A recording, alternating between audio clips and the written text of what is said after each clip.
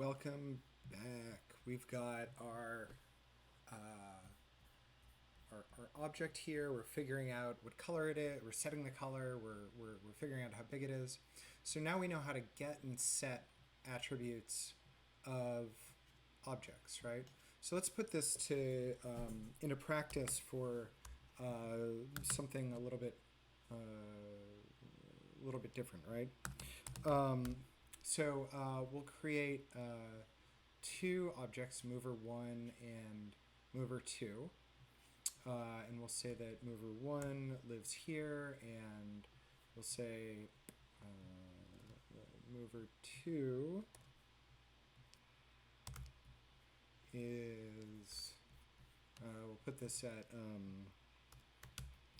250, 100, so it'll just be like over here with a random size. Why not? We'll keep that. So we've got that, and then we'll do the same thing here inside of our update and our draw, right? So we've got mover 1, 2, right? And so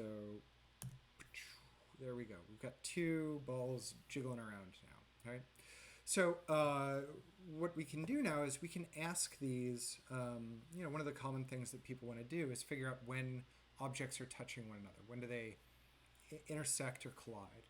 So what we can do here is we can ask, we can do that get and set thing, and we can ask, like, are these within a particular distance of one another?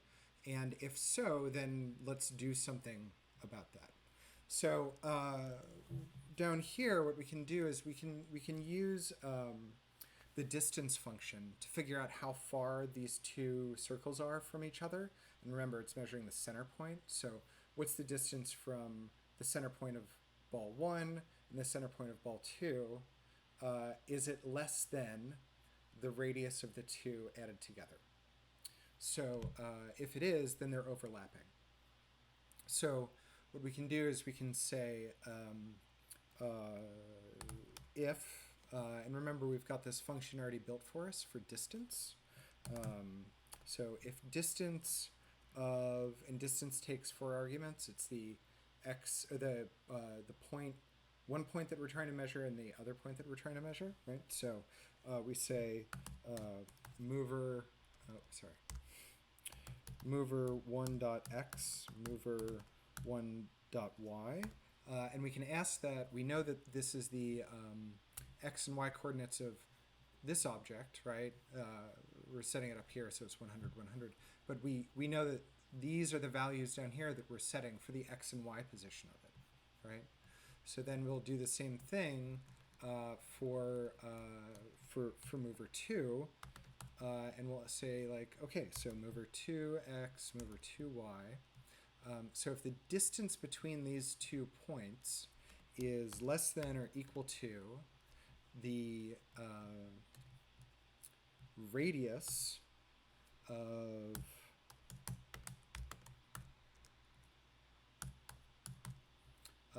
these 2 circles added together, then we want to do something. Right, so we can check this and we can say log stop touching me. They're like 2 siblings that really, sitting in the back seat of a car on a road trip, bugging one another.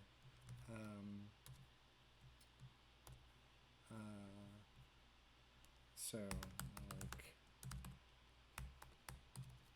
they like being by themselves, right? So when we run this, we can see they keep on saying, I like solitude, and then when they touch, they say, stop touching me, right? Get away. We can make this a little bit more visible here. We could do something like this, where we say mover 1.r equals 255. So we'll turn these red again, right?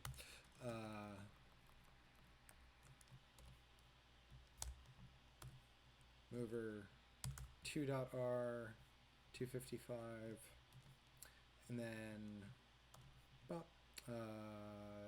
and then when they aren't touching, we have them go back to 100, 100, right? So they keep this nice neutral gray.